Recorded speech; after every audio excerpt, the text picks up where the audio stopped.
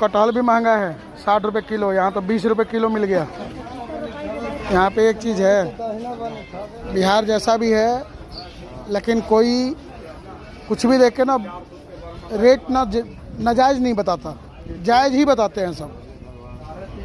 और जितना है उतना में खुश रहने की कोशिश करते हैं सब। ये तो मानना पड़ेगा भाई। जो भी कहो, बिहार सिर्फ बदनाम है कुछ लोगों के वजह से, नहीं तो बिहार तो बहुत अच्छा देश है। बिल्कुल नहीं तो इसके जैसा खान पान, शुद्धता और सब्जी वब्जी जो, और दालें भी सस्ती है यहाँ पे।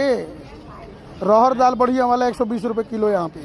अब बताइए, और हम लोग के यहाँ 160 रुपये 170 रुपये है रहर दाल।